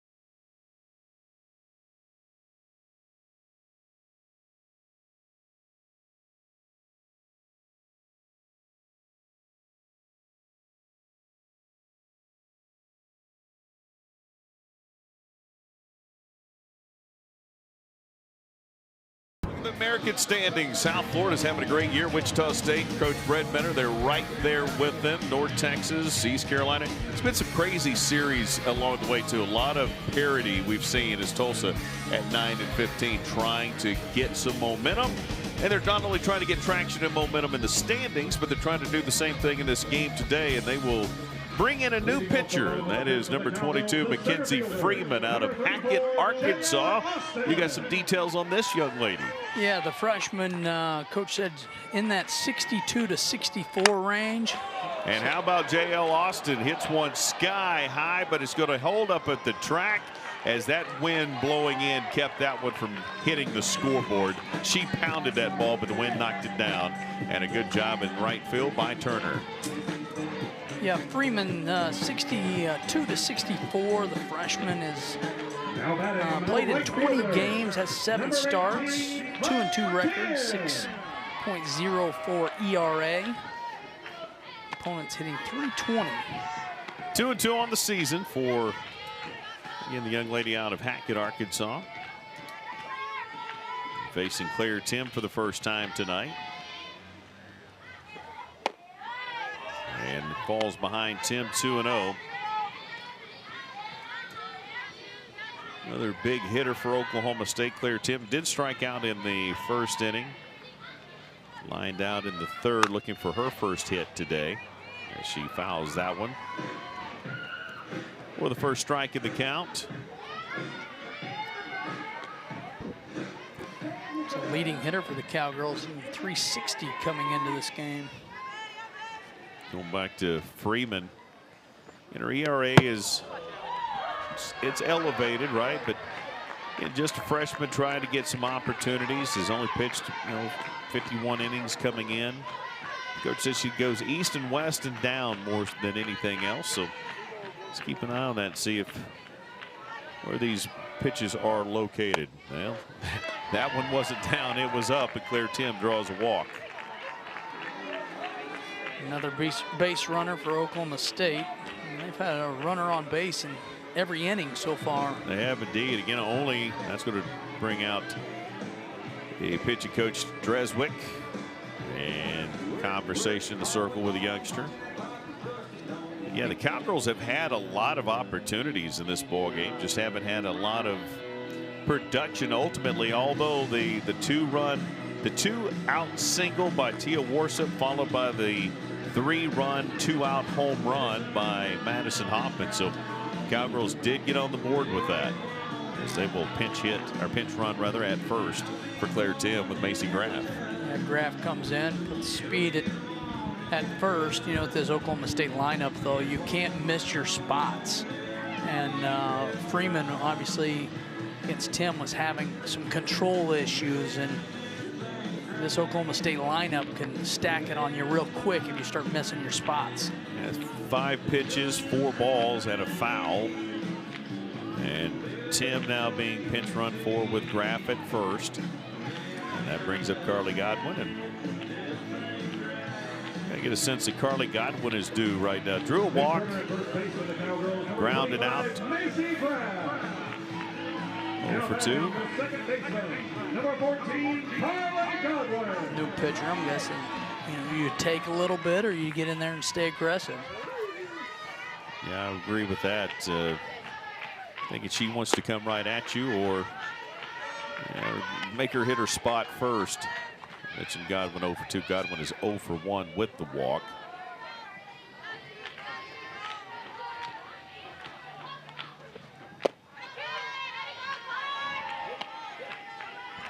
That one misses outside, and Godwin now ahead 2-0.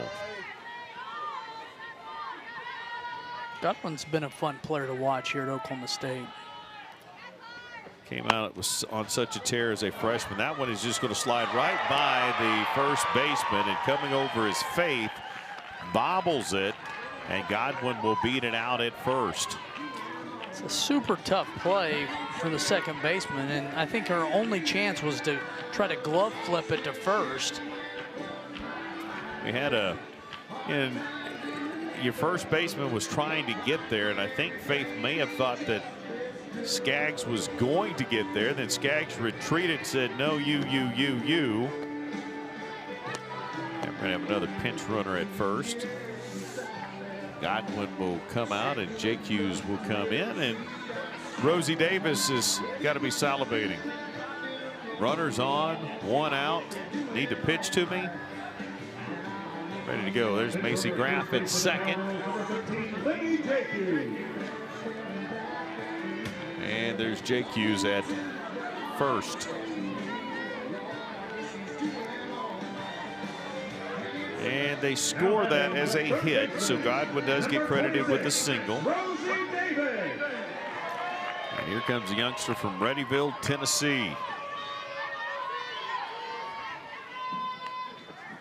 Davis, that one's off the end of the bat. Right side, and Turner's able to get there. Cowgirls will try to tag it up, and they do. Macy Graff was not really there in time, but the throw was wide. And the Cowgirls do have a runner at third now with 2 gone. And that was a good throw from the right fielder. Just a little bit to the left of the bag. It was on time, just a little wide, and Turner put that one on a rope. 2 hopped it in there, and Graff able to slide it safely. So runners on the corners with 2 gone for Lexi McDonald. The Cowgirls will take off again. Jake Hughes will get to second. Cowgirls add another stolen base to their totals on the season, and now 2 in the scoring position.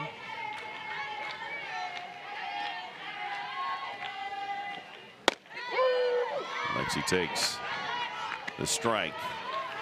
Silo, Oklahoma. You know that community is extremely excited the season she is having. 2-1. There is a bag open, but up next is Amanda Hassler.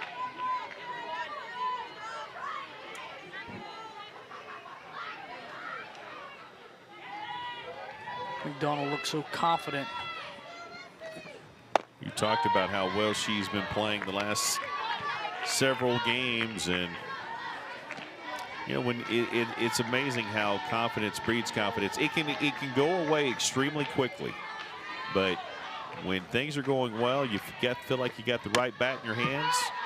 Things go well. On that 3-1, she wanted it, dropped out of the zone, 3-2. And we talked about the last 14 games, she's hitting .410 coming into this, but with runners on, she's hitting .440. That's a fantastic number. Even with runners in scoring position, she's hitting .410 on the season, and she's going to draw a walk. So they're loaded up for the first time tonight for Oklahoma State. Had this situation in Waco multiple occasions. And 2 gone, an opportunity here for the catcher.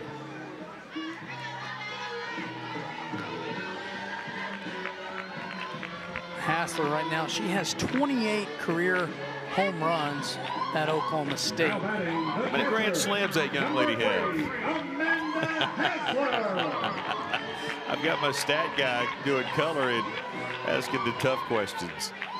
It's good stuff. Opportunity for a grand slam right here. That one is going to be hit to the shortstop, though. The throw across is going to be wide a little bit, but Skaggs able to catch it, and that's the inning in the bottom half. Cowgirls leave them loaded. It's still 3-0. Cowgirls on top of Tulsa in Stillwater.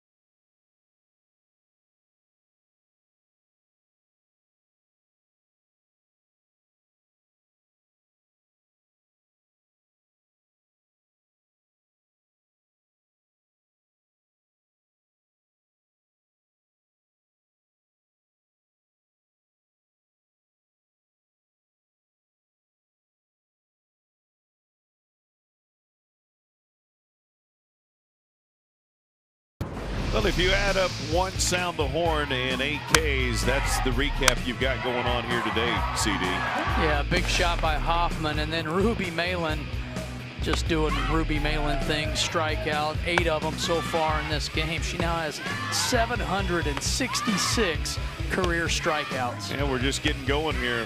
Got one more right there and off the plate, and it is Ruby Malin doing Ruby Malin things.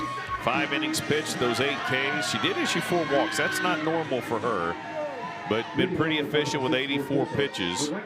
Most we've seen her pitch this year is 160 in one game. Had 400, roughly 415 through 3 games in about a 4-day stretch. That right arm is conditioned, and Amber Turner, the center fielder, reached on a fielder's choice. She'd really like to turn things around here. So it's 1,024 pitches this month. And those keeping track at home. Wow. It's a lot of pitches.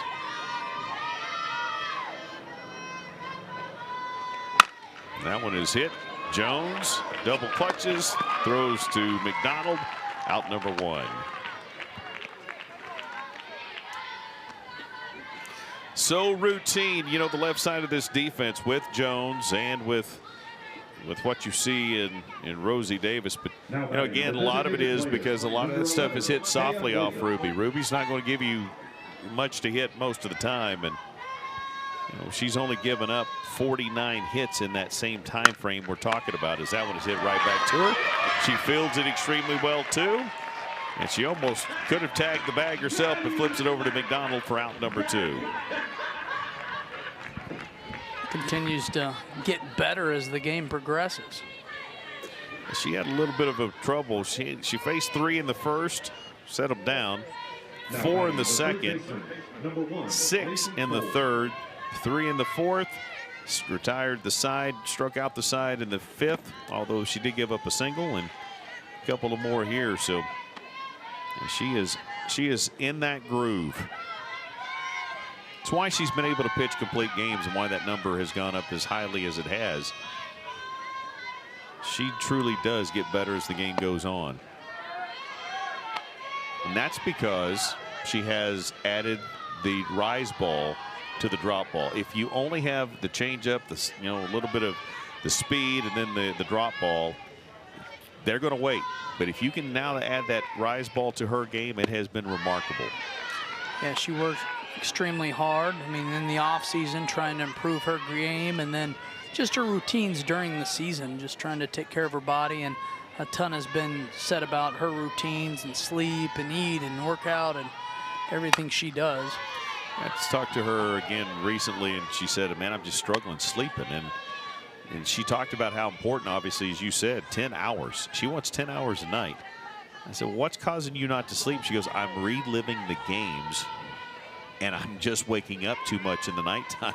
So, again, needed a little bit of rest, mental rest, and she's been able to get that, and now she has seemingly got her second win as that one's fouled out by Cole. Count even at 2-2 to Cole. 10 hours of sleep. Yeah. That's probably what you average, I'm guessing.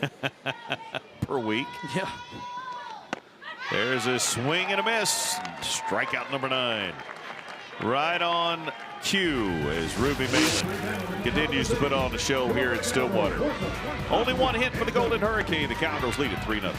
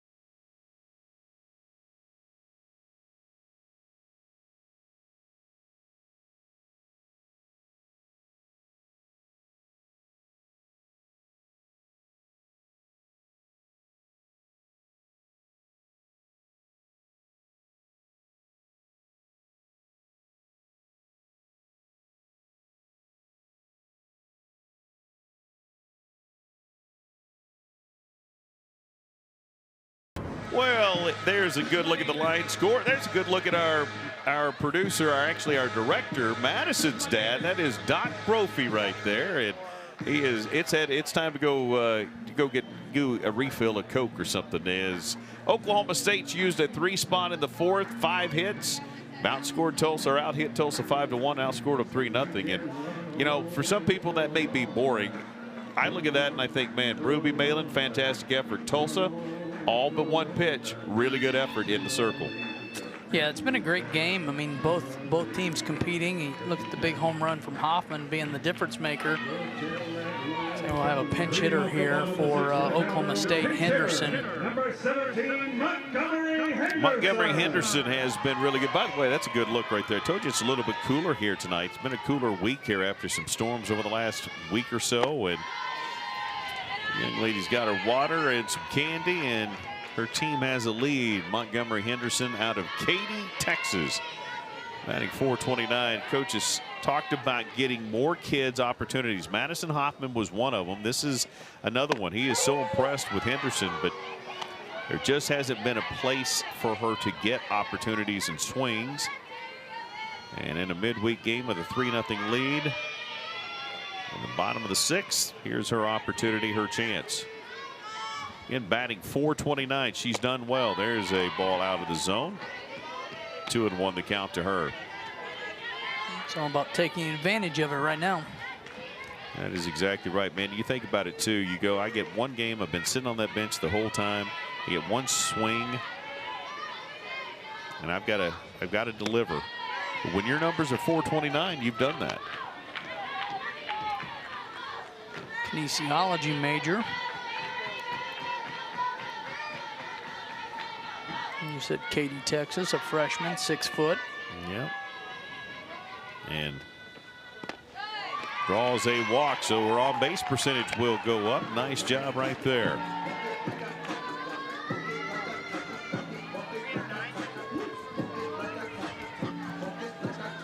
See if we're going to have a re-enter situation as Worsup will come back in. That is correct. It's a good job there by Henderson, making the most of that opportunity. Tia Worsup. Tia went to England for her grandmother's funeral and actually came back game day against Baylor in game 1. And she has really delivered, have an outstanding season for Oklahoma State, proving that she's way more than just speed. She's got the entire package. Madison Hoffman, opportunity today, and she has made the most of it. She is the reason the Cowgirls have a 3-run lead, a 3-run home run, and Coach Dreswick is going to come out, Coach Drez as they call her, and they're going to talk this one over again. Hoffman out of Lee's Summit, Missouri. Dancing on the over there in the on-deck circle. Keeping things light. It is bark at the park day, but those two kiddos over there, that looks like they're dancing behind the bullpen of Tulsa. And Coach Drez is coaching. Got a freshman. Need to make sure that they understand exactly what you're looking at, it's what you need, and making sure the situation, everybody's got the right communication here. You know, if you're Tulsa, you're still in this ball game. I mean, this is the exact same score that the Cowgirls had against Texas, basically at this point. You're very much in this game, but the Cowgirls blew it open with a 2-run shot as Tia Worsup literally could have run that and stole that bag twice. Got hit in the back and holding her back a little bit. Looks to be okay. But it was Hoffman's 2-run shot in Austin that gave the Cowgirls more insurance in the top of the 7th in that game. Went on to beat Texas 5-0. And maybe a challenge coming here. I mean, Tia was so far across so quickly. They may have felt she left early. Let's see if that's the case. The ruling on the field is that the runner did not leave early. Tulsa is challenging that ruling. Play is under further review. Well, it's one of those things. You know, I was talking to Coach Barry Hitz, and this is an old saying, right? But Tia Worsup's got the speed to turn the light off and then get into bed before it gets dark. That's how quick she is. She was so close to second base before that ball got there. It's almost unpresumable that she could not have left early, but she has that kind of speed. Going frame by frame again here.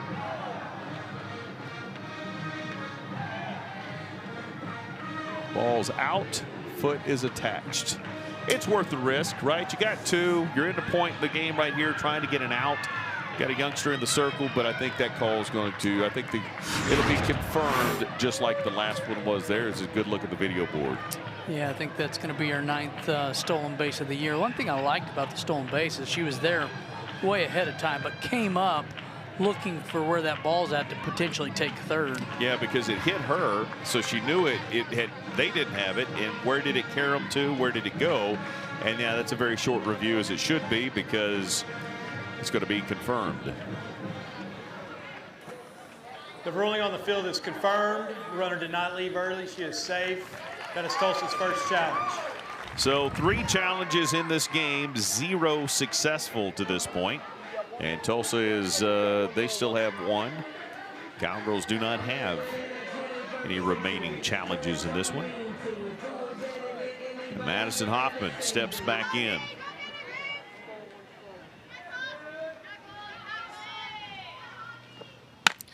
Hits it hard down the line. It's going to go to the wall. It's going to be another RBI for Madison Hoffman. It's going to be a triple for Madison Hoffman. Madison Hoffman putting up the numbers tonight in that DP spot. Home run and an RBI triple as the Cowgirls have a 4-0 lead. First triple of her career. How about this? Ripped it right down the line, got it by Skaggs, and that is a tight line, but so well hit, and it rolls all the way to the corner. She was on the move right out of the box. Great job there. Listen, you are a redshirt freshman coming off a knee injury. Those are so obviously difficult to come from. You work in the football programs around, and you know, see a lot of those injuries. It's so hard for young people, as we've got a change in the circle we'll get to, but that is so difficult. So for her to come in and hit a home run with this opportunity, then hit a triple, pretty impressive stuff as we see Brentley Maples out of Moore, Oklahoma. Young lady out of McLennan Community College, played at South Moore. 77 2/3 innings pitched, 4-7 on the season. What do we know about Miss Maples? Well, Maples has typically been the game 2 starter for Tulsa and pitched that way last weekend. But the hardest thrower on this staff, tops out at about 68, a senior, rise, curve, drop, and has been working on her off speed. Throws a drop ball about 70% of the time, and really, again, mixing up the speeds to keep the batters off balance. She started the first game against these 2 teams. In fact, Maples pitched 4 2/3 in the first game, gave up 5 hits and 5 runs. Did have 4 strikeouts and a couple of walks. But she is tasked with getting the outs here in the bottom of the 6th. Talked about it, 3-0. You had them right where Texas had them. You're looking for more run support, and they just got it, did Oklahoma State. And now with a runner at third, Aubrey Jones has a chance to do more.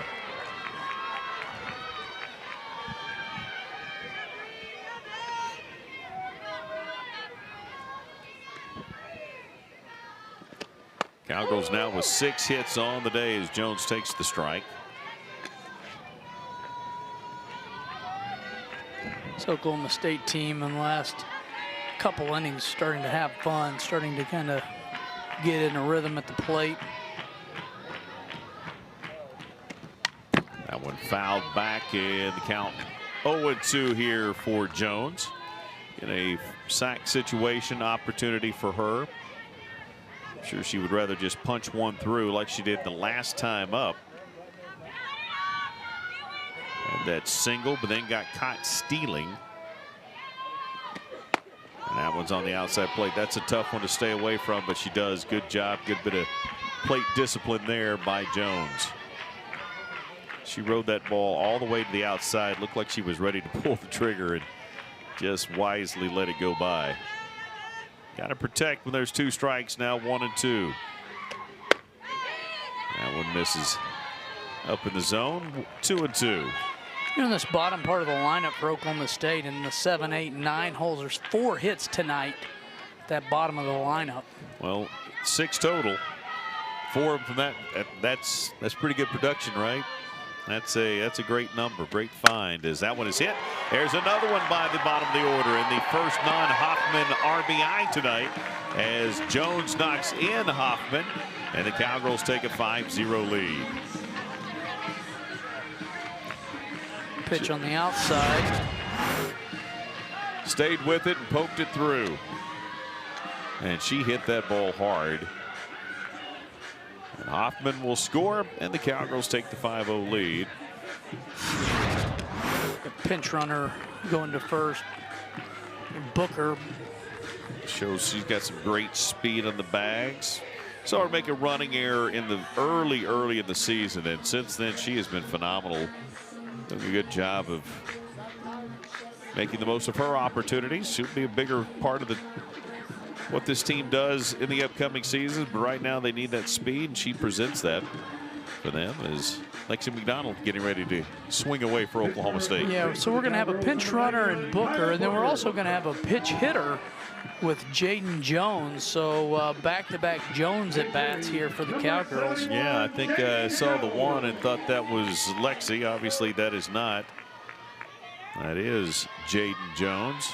Started the season as the second baseman.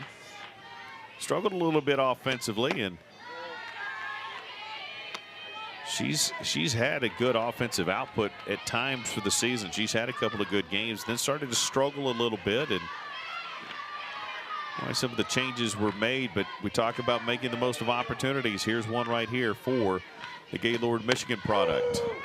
Ooh, tough call right there on the outer third. 1-1 the count. You know, Oklahoma State started this season with both of them up the middle. Yep. Aubrey on the left side, Jaden on the right side, and a lot of talent between those two young ladies. Good job right there. That pitch almost the exact same location. They just got a strike call on it. Good job of letting it go to 2-1.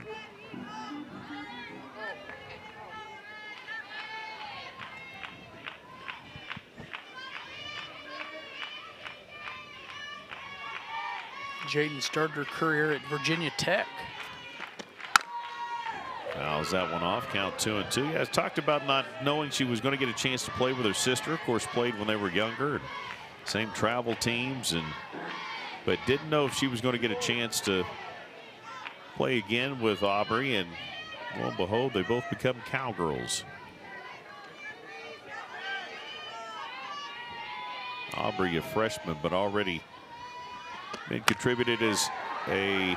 That one is going to be hit. You got a freeze on the line, and the Cowgirls are going to get doubled up right there as Jaden Jones rifles that to Ray. Booker takes off. They throw behind her, and they get the double play there. Finish that thought. Aubrey Jones is already being heralded as kind of a leader on this team, a vocal kid already that's a youngster. Not something you see very often, but she has done that. Has been that for Oklahoma State as Macy Graff will get her chance. We saw her run earlier. Now she'll get a pinch hitting opportunity. For her first hit of the season. She comes in defensively in the outfield for Oklahoma State and has played especially in the second half, later parts of the game, and she's a senior. Plays well defensively.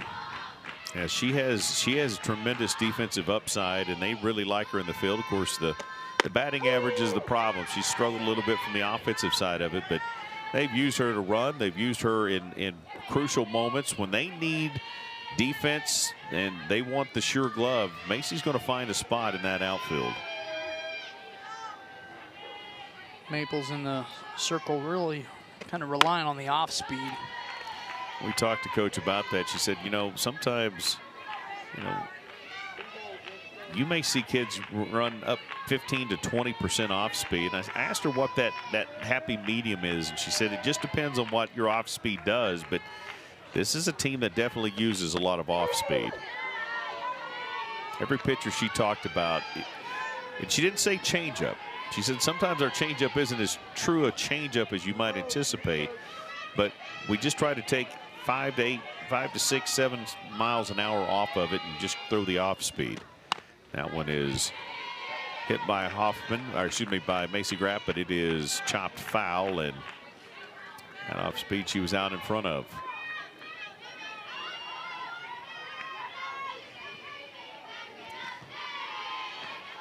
Maples can hit it 68 pretty consistently. That one is popped straight up, and the third baseman will come in, and Cole will call for it and get the third out of the inning. But Tulsa gives up 2 more. They've got to find 5 to extend this one. Cowgirls lead at 5-0 going to the last frame here in the 7th.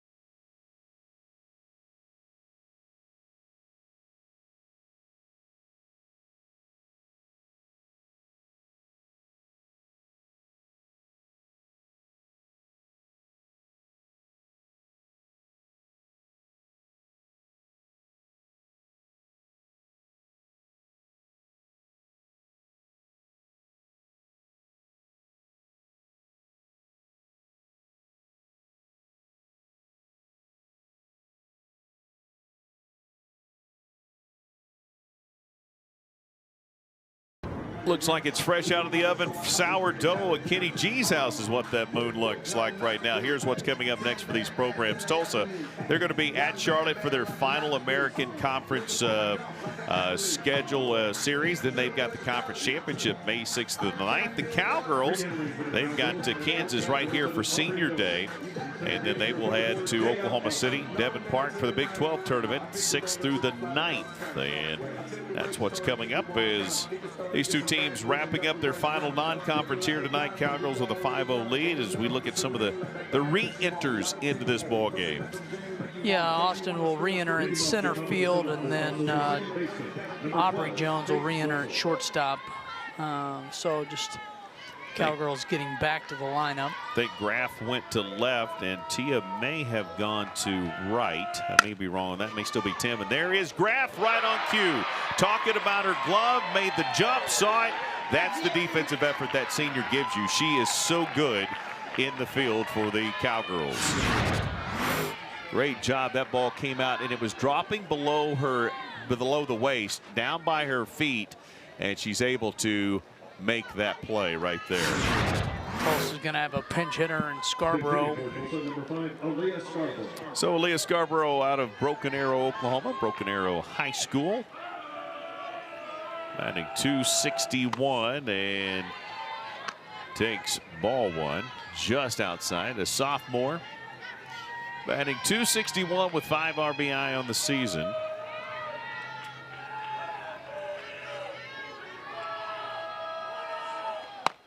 It's that one right over to McDonald. Steps in the bag. There is out. Number 2. So terrific defense so far. Great play by Macy Graff in left. And McDonald, fantastic play right there. She gloves it, steps on the bag, and the Golden Hurricane are down to their final outs. Look at Malin staring another complete game in the face here. Would be number 9 in a row, correct? Which Correct. would match Carrie Eberly's effort back 4 to 5 years ago.